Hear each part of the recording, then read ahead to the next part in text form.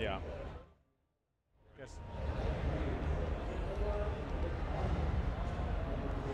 Hey everybody, we are back with the Shacknews E3 live show, and I am joined today by Bartholo from 505 Games to talk about Indivisible.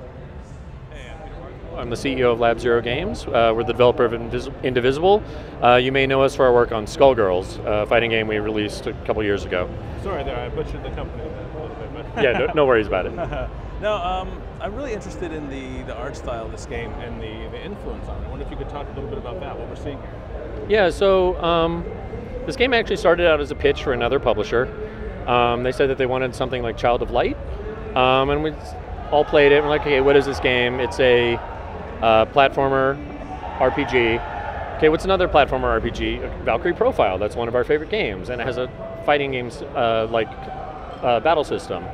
And then kind of like we started playing around with these ideas and the mechanics that come with that, a platformer that turns into an RPG, namely like the characters popping out of a side scroller as they do in our game. And as a result, we started getting into all these kind of mythologies, and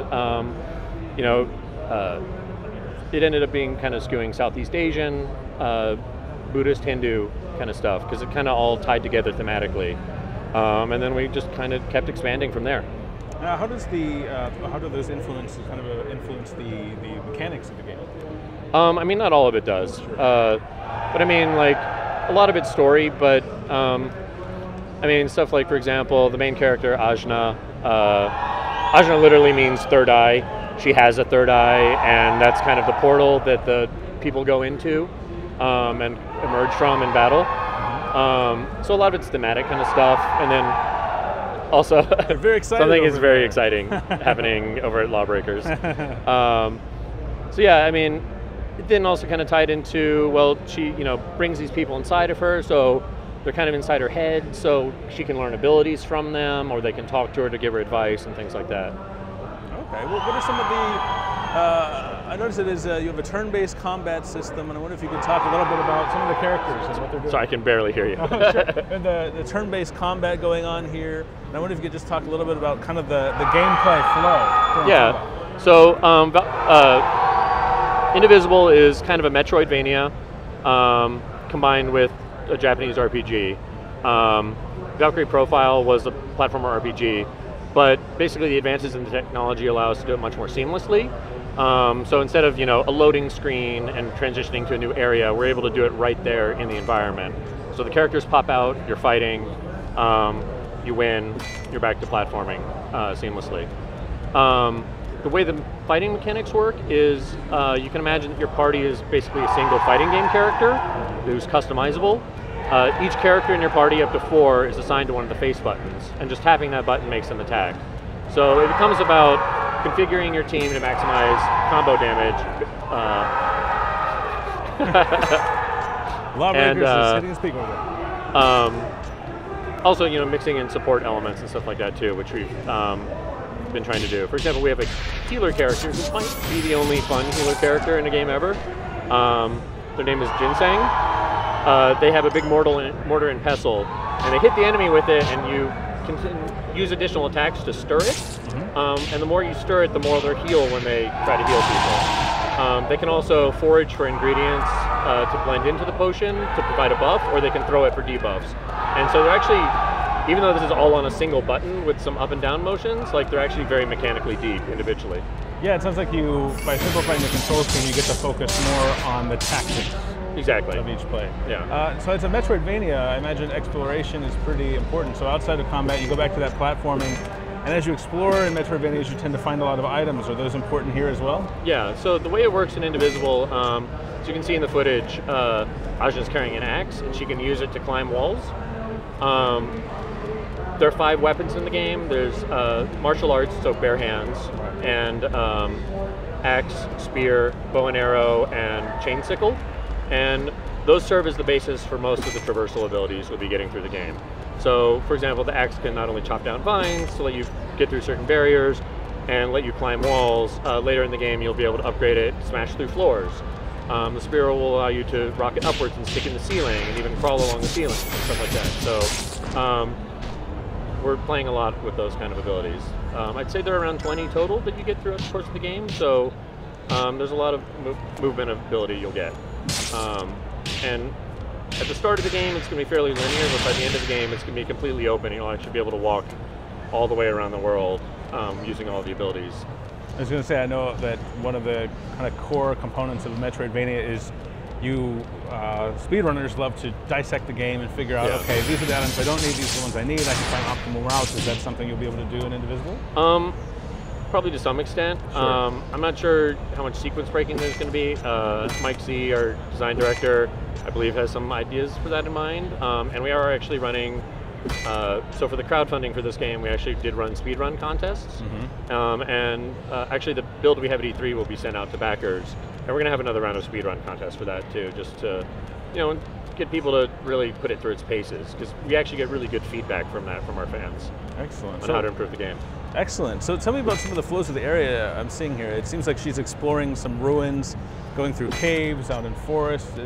Yeah, so this area is outside of Ozma's, the main character's hometown. It's kind of jungle ruins, or sorry, forest ruins outside of her village. There's some, I think the story will shed some light maybe on why there are ruins there and all that, but it's just a really fun, lush environment to explore. But that's not the whole game. The whole game does span a whole fantasy world, which is inspired by other cultures and mythologies. So, for example, there's a subterranean civilization that's inspired by Aztecs. There's kind of a steampunk Victorian London region, stuff like that. So there is actually a lot of variety in the regions as well as the characters. I wonder if you could tell me about some of the accompanying cast as well, because it seems like these party members, you don't just pick them up here and there, but they all have their own stories as well. Yeah. So about half the characters you'll get as you play through the story, and there'll be critical parts of the story. About the other half are optional that you'll get through side quests. But all of them, we have stories planned for them, most of which will resolve in sort of a Mass Effect style loyalty quest, as they're called, at the end to unlock, resolve their personal stories and unlock their full battle potential. Oh, okay. So it sounds like you'll have a larger roster of characters than you can bring with you at any time and then swap in and out of it. There are about 24 playable characters, so you're going to have a lot of ways to customize your party. And they all kind of live inside Ajna's mind. And early in the game, she'll gain the ability to meditate and go inside her own mind. And there's actually a town in there. And you'll actually be able to recruit non-battle people to inhabit the town. So you'll be doing weapon and armor upgrades inside your own head. So you never actually have to go back to a town to buy new weapons or anything like that. You just meditate, you go inside and do what you need to do, leave, and you're back out playing the game. I like the interplay that you're suggesting between what happens in Ajna's mind and what's happening in reality. What are some other ways that kind of manifests in the game? Yeah, I mean, I think you're going to see situations where, people are whispering to her about what's happening in the story because they have some insight on it, or maybe they'll pop out to complain about something or whatever. Okay. Ajna seems like a really interesting character as well, especially because this is, a lot of times in Metroidvanias, your characters are really just vehicle for exploration and movement. I wonder if you could tell me more about what her and what went into designing the character. So the first thing we did was, you mean visually or just? Visually, and also her story as well. Yeah, I mean, the story kind of came out of, again, just the exploration that came with the themes and all of that. The design actually was, with Skullgirls, it's all pretty much led by Alex Ahad, the creative director. All the character art is him. For this, we have a lot of characters, and we had to make it in a short amount of time, so all of the artists designed characters, but for Ajna in particular, all of the artists contributed, so that we were all happy with the main character design. And then we made all the other characters, various artists did, but then when it came time to full production, we had to unify the styles, because they were in different styles, our various artists' different styles. Right. Also, in many cases, simplify, because when you're drawing a piece of character art for fun, you're probably going to put in more detail than what is actually feasible to animate. Right. Artists sometimes have to be reined in. Yeah, well, I mean, they know what they can do. Right. But, Yeah, I mean, right now the characters as they are take about 3 weeks for rough animation alone for our 3 animators. So it's a lot of work, even with the simplified designs. Sure. So you mentioned that what we're seeing here is just one chunk of the game, and the world opens up. How does the world interconnect? You go from the smaller area to this much more massive I mean, it's kind of Metroid style, where it's laid out more like a real world, obviously, than a series of caves. But I guess kind of in a ring. Okay. And there are transition areas connecting them, which won't initially be accessible. But again, as you progress through the game and get more abilities, you'll be able to start traversing the whole world seamlessly. Okay. So between the character abilities and items, I wonder if you could talk about the interplay between those in combat. Will you be relying more on character abilities or the items you find? Which kind of carries the weight? Which players will want to use more? Battle is, I mean, in some ways, I guess you'd say somewhat self-contained, aside from the characters. I mean, characters have their role in battle. One thing that we are doing is we are trying to tie exploration very much into character development. So, for example, in Metroid games, you find missile expansions and energy tanks. Right. So to upgrade the attack and defense of your characters, you'll be finding items throughout the environment that are aspected to attack and defense. And what will happen is they'll go into your UI, your battle UI, and as you attack or defend, they'll fill up with energy. And then when they're full, you'll be able to spend them to upgrade your characters. So we really want people to explore the game and use these things and tie that into battle that way. So now you announced the game, it's been a couple of years ago, right? It was in... It's coming up on 2 years. We did an Indiegogo campaign in October 2015. Right. So it'll be 2 years at that point. And yeah, we have a unique publishing deal with 505 where we had to crowdfund a portion of the budget to get the best of the budget. And it all went well, so Excellent. Here we are. Right. What if you could talk about other production aspects of the game? Because over 2 years, you had that unique publishing deal, working on the art style. What were some of the other big milestones over the course of development? Well, so first of all, we put out a prototype to drive our campaign, which we threw together in 3 months. And people are wondering why it's taking so long to actually make the real game, and it's because that was a giant hack. Right. A Skullgirls fighting game level is basically just a very pretty box. And we were able to make something that was kind of like a level through a giant hack, but it's not a way to make a game. So between the funding and now, there was about 9 months of pre-production of concepting all the characters, unifying the style, concepting all the environments, planning out the script, all of that kind of stuff. While in parallel, we were building the tools we needed to actually make the game efficiently. And I think people that played the prototype and see the footage we have now, they'll notice that our environment game is much better. And a lot of that comes from the fact that we have tools and dedicated environment artists and systems that are actually built for platforming instead of a fighting game. Right. So you said starting out the game is a little linear and it opens up from there. But also that a lot of time and effort and thought went into the scripts. But what is the juxtaposition between kind of guiding players through this story, but also it being a Metroidvania, kind of letting them go off the beaten path and explore when and where they want? Yeah, I mean, we're trying to be light touch with it if we can. Obviously the story is important to us. But we want people to be able to backtrack at least within the area the story directs them into. I think there's going to be just the way we're doling out the abilities will probably put some limits on how much you can explore until towards the end of the game. But also, for example, in the second act of the game, you'll actually be able to play 3 of the regions in any order. They're actually kind of self-contained, and you'll get an ability in each of them. And we've actually built, or rather will be building, obstacles for the other areas into the other areas, if that makes sense. So that, after you complete one, and you get the ability in the next area, you're like, oh, I know where I can use that in the last level I was in. So you'll be able to take the boat back there to do it. That sounds like, as you're building obstacles for each area, the obstacles are catered to. Yeah, they're catered to the thing you get in that area, but there will be side content for using the items in the other areas. Okay. And I wonder if you could tell me more about abilities. We talked about finding items later, like the spear, and how you use those different things. Just more about the abilities in general. Yeah, I mean, I don't want to get too spoilery, but yeah, because a lot of the abilities start getting into spoiler territory. But yeah, like I said, like axe, you can climb, break through floors. Spear, you can stick to the ceiling and walk along it. You can pogo over spikes using the spear. Trying to think what else. Bow and arrow, kind of one way the characters tie into it. You'll initially get the bow and arrow, and you have this shaman with you, Razmi, who kind of specializes in fire. And at some point she's like, oh, I've got an idea. Okay, try this. And then now you can explode the arrows to get by certain other obstacles. And then yeah, the chain sickle, I think you'll see probably, standard like swinging kind of mechanics. Sure. Yeah.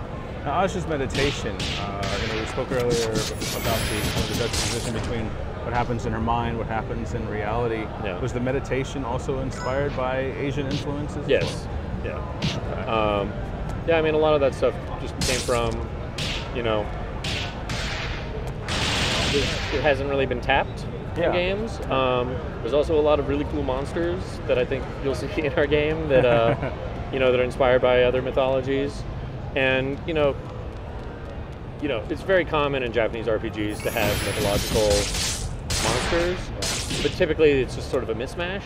And like with this game, we actually had an opportunity to kind of place them thematically correctly. So, for example, in this level that we're showing, there's a monster called a Pentagon, which is a Southeast Asian vampire, which is a woman's head that flies around with her entrails dangling behind her at night, and they suck the blood from babies or something. And then every morning before sunrise, they have to cram all their entrails back into their body.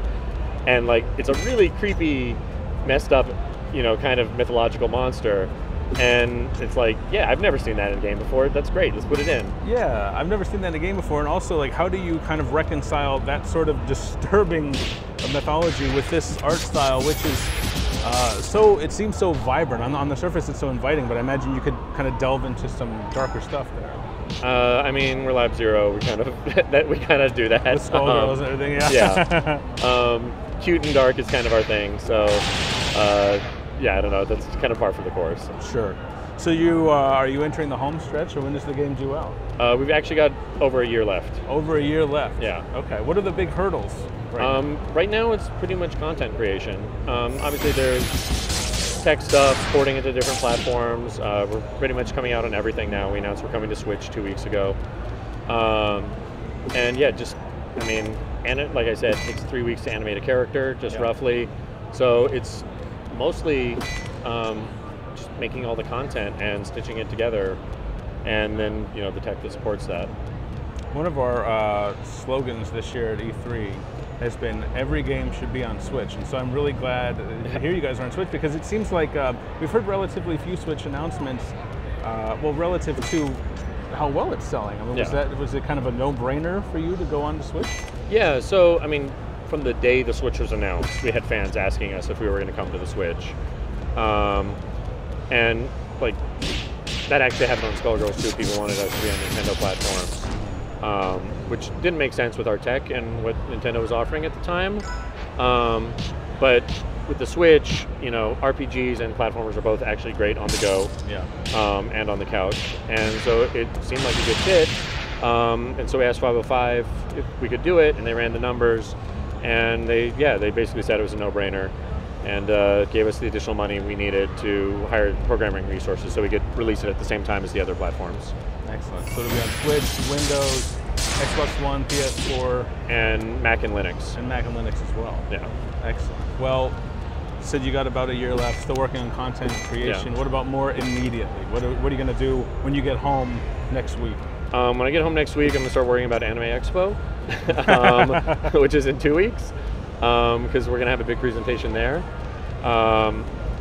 One of the things we managed to fund in our campaign was an anime opening by Studio Trigger, who you may know from Kill la Kill or Little Witch Academia. And it's actually going to be directed by Yo Yoshinari, who's one of the best animators in the world. And we're going to have him at our Anime Expo panel. which is ridiculously crazy for us, Right. 'cause especially our animators who really look up to him. Some of our lead animator doesn't believe she belongs in the same room with him. So yeah, it's like we've got a big, we're having a panel and we've got their biggest room here and all that kind of stuff too. So that's the next big thing, is planning for that, and then maybe after that a vacation. Yeah, it sounds well deserved. Yeah. Well, we've talked about so much today. Do you have a particular favorite aspect of the game? I mean, I love it all. One thing that I'm more directly involved in is handling the music production. We've hired Hiroki Kikuta, the composer of Secret of Mana. He's doing his first RPG soundtrack in quite some time, and he's really killing it.